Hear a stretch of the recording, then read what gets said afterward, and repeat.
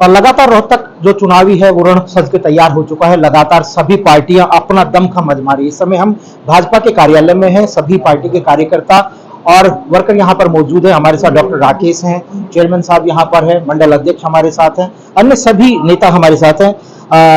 सबसे पहले किस तरह का चुनावी माहौल है, किस तरह का फिजा है, जिस तरह से 10 की 10 और मिशन 400 कितना संभव लग रहा है आप लोगों को?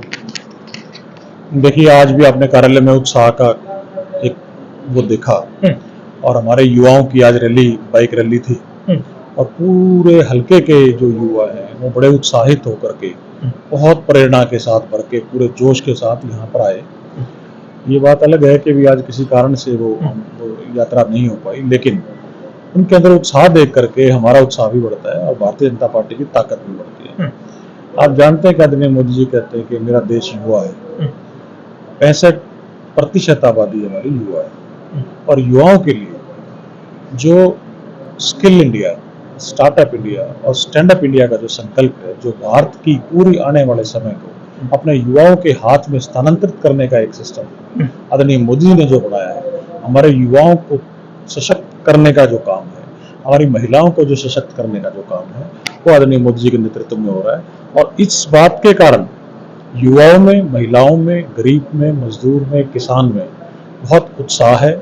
हम हल्के के अंदर, मैं अपने झज्जर हल्के की ही बात करूं तो शहर के अंदर और ग्रामीण क्षेत्र के अंदर भी जो उत्साह देखने को मिल रहा है वो पहले कभी हमें इतना देखने को नहीं मिला। तो हमें विश्वास है कि रोहतक लोकसभा के अंदर झज्जर विधानसभा से निश्चित रूप से हम एक लीड लेकर के इस बार चलेंगे और उससे रोहतक लोकसभा जिताने का अपना काम करेंगे। चेयरमैन साहब, अहम जिम्मेवारी हो जाती है क्योंकि शहर, जब शहर किसी तरह से ध्रुवीकरण करता है, क्योंकि व्यापारी हो, सभी वर्ग यहाँ पर एकत्रित होते हैं भारतीय जनता पार्टी के आप लोगों के लिए, जैसे अरविंद शर्मा के लिए आप प्रचार कर रहे हैं, किस तरह का रिस्पांस मिल रहा है और ऐसी कौन सी योजनाएं हैं प्रधानमंत्री की जो आप लोगों को बता रहे हैं और उसका रिस्पांस भी मिल रहा है जनाब? देखिए, जहां तक झज्जर शहर का सवाल है और झज्जर विधानसभा में भी हम जब भी प्रचार के लिए निकलते हैं, झज्जर शहर में भारतीय जनता पार्टी के लिए विशेष जोश में कहूंगा, चाहे वो व्यापारी वर्ग है, युवा वर्ग है, चाहे महिलाएं हैं, वो सभी एक तरह से भारतीय जनता पार्टी के साथ है। और इस बात में कोई दो राय नहीं कि पिछली बार से भी ज्यादा मतों से इस बार भी हम लोकसभा तो जीतेंगे ही, लेकिन पिछली बार से ज्यादा मतों से हम झज्जर शहर को, पिछली बार जैसे कि पता था लगभग 4000 के आसपास एमपी साहब यहां से लीड लेके जीते थे, और मैं ये उम्मीद करता हूं कि इस बार जैसा माहौल और जो उम्मीद हमें लग रही है, जैसे मतदाताओं का रुझान है, लोगों को भारतीय जनता पार्टी के साथ विशेष तौर पे युवा और महिलाएं जिनमें इतना जोश दिखाई दे रहा है, उससे उम्मीद है कि लगभग हम 8 से 10 हजार के करीब इस बार झज्जर से लीड लेके चलेंगे। एक शहर की बात की जाए तो शहर में क्या क्या ऐसे मुद्दे रहेंगे कि भाई अगर लोकसभा में दोबारा से अरविंद शर्मा यहाँ पर जीतते हैं तो केंद्र के लिए आप ये परियोजनाएं देंगे और सबसे बेहतर उन परियोजनाओं को अमली जामा पहनाया जाएगा? देखिए, वैसे तो लोकसभा का चुनाव है और हम जो भी हमारी प्रॉपर झज्जर के लिए जो भी कार्य है जो आगे करने, हमने माननीय अरविंद शर्मा जी को पहले भी बताया था, अब भी बताया, और वो बार बार ये कह रहे हैं कि कुछ कार्य हैं जो बीच में रह गए, नहीं करा पाए हैं। उन्होंने ये कई बार चुनावी सभाओं में कहा है कि वे कार्य, जैसे झज्जर को पहले बादली और बादली से झज्जर मेट्रो लाइन को जोड़ने का उन्होंने विशेष संकल्प लिया है, और जो रेलवे लाइन है फरूखनगर से दादरी, उसके लिए भी उन्होंने बहुत प्रयास किया और हम उसके लिए उनका धन्यवाद भी करेंगे कि वो पास हो गई है रेलवे लाइन और उसका बजट भी मंजूर हो गया है और चुनाव के बाद उस पर कार्य शुरू होगा। तो इस तरह की एक दो और भी कार्य हैं और जिसके लिए हम बार बार जैसे ही चुनाव होंगे और हमारे एमपी साहब दोबारा लोकसभा में जाएंगे तो हम ये कहेंगे कि उनसे वो जो पिछले कार्य अधूरे उनको करवाने का प्रयास करें और जल्दी से जल्दी प्रयास करें। 10 की 10 लोकसभा सीटें पिछली बार जीती थी, अब की बार कितना चैलेंज होगा इस चीज के लिए? वैसा हमें पूरा विश्वास है 10 की 10 सीटें आपकी बारी भाजपा जीतेगी और भारी बहुमत से जीतेगी। जहाँ पे बात करें रोहतक लोकसभा की, झज्जर मेरा मंडल है, झज्जर शहर का जो है पूरा व्यापारी, नौजवान तबका और महिलाएं सभी पार्टी के साथ हैं। हम जब प्रचार कर रहे हैं डोर डोर जाके, तो महिला इस बात से वो है कि उनको सम्मान मिला है, शौचालय बनाने का है, उनको अधिकार देने का बात है। पहले शाम को महिलाएं बाहर नहीं निकल पाती थी, लेकिन अब बड़े धरने से निकल रही है। युवा वर्ग है, बिना खर्चे बिना पर्ची के नौकरियां लगी हैं, बड़े खुश है, पार्टी के साथ है। व्यापारी को जो पहले पुराने समय में उनको मंथली देनी पड़ती थी, वो बिल्कुल बंद है, इंस्पेक्टर आज खत्म है, व्यापारी वर्ग भी बहुत खुश है। तो मैं ये कहना चाहूंगा कि झज्जर शहर से जो है हमारा मंडल है, उसमें करीबन 10,000 वोटों की आपकी बार लीड होगी। आप महिलाएं हैं, अगर महिलाओं की बात करें तो भाजपा के लिए कितनी आश्वस्त दिखती हैं महिलाएं? महिलाएं बहुत ही अच्छा फील कर रही हैं और वो तरक्की में बहुत आगे लेकर गए हैं मोदी जी उनको। और मैं ये चाहूंगी कि सभी महिलाएं अपना बढ़ चढ़कर इसमें योगदान दे और अपना अच्छे से और खूब बहुत अच्छे से इसमें महिलाएं आगे आ रही है।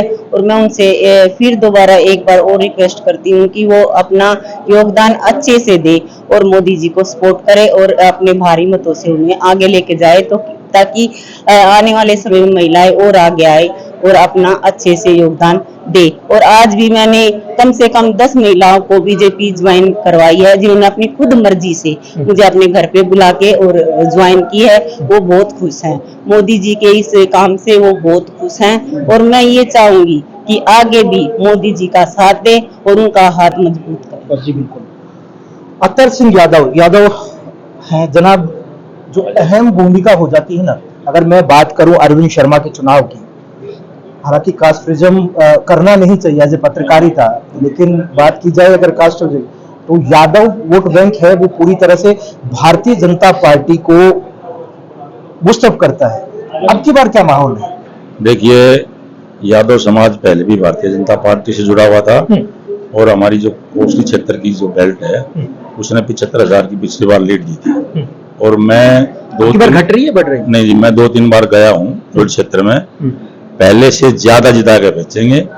थोड़ा सा बीच में कुछ लगा था लेकिन वो कवर हो चुका है, अरविंद शर्मा जी के दौरे हो चुके हैं वहां पे, और लोग ये कह रहे हैं जी पिछली बार से ज्यादा वोटों से जिता काम किए अरविंद शर्मा ने। और काम तो हुए, हर एक क्षेत्र में काम हुए। अरविंद शर्मा ने किए। जी बिल्कुल। सैनी साहब, किस तरह से चुनाव को देख रहे हैं? अगर बात की जाए ओबीसी वोट बैंक, तो जाहिर सी बात है नायब सिंह सैनी को मुख्यमंत्री बनाकर एक कार्ड तो खेला है भारतीय जनता पार्टी ने। सैनी समाज के साथ साथ ओबीसी वर्ग कितना खुश है, भारतीय जनता पार्टी के लिए कितना आश्वस्त दिखता है जनाब? देखिए, सीएम बनाना एक प्रक्रिया के माध्यम से ये व्यवस्था बनती है कि किसको बनाना किसको हटाना है। नायब सिंह को सीएम बनाने से पहले मनोहर लाल खट्टर जी ने भी पूरे प्रदेश में एक अच्छी व्यवस्था के तहत काम किए और उस व्यवस्था के तहत हर आदमी को उसका फायदा मिला है। अंतिम छोर पे जो व्यक्ति बैठा हुआ है, सरकार की जितनी भी योजनाएं था उस मनोहर लाल जी के टाइम में भी उन योजनाओं का उन लोगों को फायदा मिला है। अब नायब सिंह को मुख्यमंत्री बनाने के बाद ओबीसी वोट बैंक का एक बहुत बड़ा जो हमारा एक संख्या है वो बहुत मतलब मैक्सिमम बीजेपी पार्टी में कन्वर्ट होगा और उसका बहुत बड़ा फायदा भारतीय जनता पार्टी को मिलेगा। नायब सिंह सैनी को लगातार जो कांग्रेस पार्टी वो डम्मी मुख्यमंत्री बताती है, किस तरह से देखते हैं उसको? देखिए, वो उनकी अपनी सोच है, हर पार्टी की अपनी अलग सोच होती है, उनकी जैसी अपनी सोच है वो वैसे बात कर रहे हैं। मैं कहता हूं कि नायब सिंह कोई भी मुख्यमंत्री जब बनाया जाता है तो उसका वो सब अपने विवेक से काम करते हैं। नायब सिंह जी बिल्कुल फ्री हैंड पूरे हरियाणा में काम कर रहे हैं, अच्छा काम कर रहे हैं और सभी को साथ लेकर के चल रहे हैं। उसमें डम्मी होना ना होने का कोई सवाल ही पैदा नहीं होता जी। जो विपक्ष जो एक गलत प्रचार कर रहा है, विपक्ष एक व्यवस्था को खराब करने की कोशिश कर रहा है, तो वो उनकी अपनी सोच है जी। नायब सिंह बहुत अच्छा काम कर रहे हैं, कोई डम्मी मुख्यमंत्री नहीं है।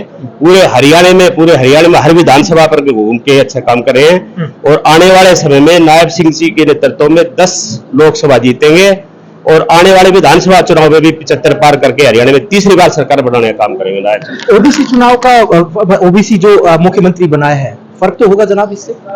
देखिए, ओबीसी नायब सिंह सैनी जी को मुख्यमंत्री बनाने के बाद ओबीसी समाज भारी संख्या में उनके साथ लगा है और वो भारतीय जनता पार्टी से, चलो मान लिया पहले भी ओबीसी समाज भारतीय जनता पार्टी के साथ था, और इनको मुख्यमंत्री बनाने के बाद और भी जो बचे हुए लोग थे वो भी भारतीय जनता पार्टी के साथ जुड़े हैं।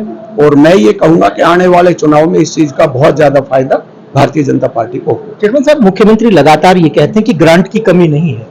अभी कोर्ट ऑफ कंडक्ट लगा हुआ है, 4 जून के बाद आप कितनी भी फाइलें लेके आइएगा, हम सभी का काम कराएंगे।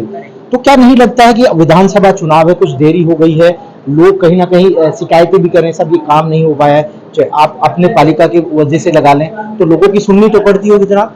नहीं, देखिए ऐसा है, पीछे समय में कुछ थोड़ी बहुत दिक्कतें रही हैं, चाहे वो अधिकारियों की तरफ से रही हो या जैसे भी है। अभी माननीय मुख्यमंत्री जी हर जगह ये बात कहते हैं कि भाई हमारे पास ग्रांट की कोई कमी नहीं है, आप काम कराइए और काम लेके आइए, कराने का काम हम करेंगे। तो उम्मीद है, भले ही बेशक विधानसभा चुनाव में थोड़ा समय बचेगा, लेकिन हमें उम्मीद है कि हम ज्यादा से ज्यादा काम, मान लिया अगर पूरे भी नहीं होंगे तो उनकी शुरुआत हम कराएंगे और वो विधानसभा चुनाव में हमें निश्चित रूप से उन चीजों का फायदा मिलेगा। बात करने के लिए शुक्रिया। धन्यवाद। लगातार भारतीय जनता पार्टी के नेता और कार्यकर्ता पूरी तरह से आश्वस्त नजर आए। उन्होंने कहा कि जिस तरह से जो 10 की 10 लोकसभा सीटें जो पहली बार हम लोग जीते थे, उससे भी प्रचंड बहुमत से, यानी ज्यादा वोटों से हम लोग जीतने जा रहे हैं। और जो प्रधानमंत्री नरेंद्र मोदी जो आश्वस्त कर रहे हैं कि मिशन 400 पार कैसे होगा, उन्होंने एक एक कर, यानी कल भी उन्होंने ये बताया था कि हम 400 किस तरह से पार हो रहे हैं। तो हरियाणा में 10 की 10 लोकसभा सीटें जीतेंगे। और उन्होंने कहा खासकर जो अरविंद शर्मा है, वो अरविंद शर्मा की जो स्टाइल है काम करने की, लोगों से कनेक्ट होने की, वो बड़ी अजीब तरीके से है, वो लोगों से डायरेक्ट कनेक्ट हो जाते हैं, लोगों से बात करते हैं। हालांकि विरोध होता है, उसके बाद भी उन विरोधियों से वो लगातार बात करते हैं। और उन्होंने कई बार पटाक्षेप भी किया है। उन्होंने साफ तौर पर कहा है कि जो ये विरोध हो रहा है वो गुलाबी गैंग, यानी गुलाबी गैंग कौन है, ये मेरे जो जितने भी जो व्यूवर्स हैं वो सब समझते होंगे। लेकिन वो लगातार अपने मोबाइल पर वो फोटो को भी कहीं ना कहीं डिस्प्ले करते हैं कि जो ये विरोध हो रहा है वो किस वजह से और क्यों हो रहा है। शुक्रिया।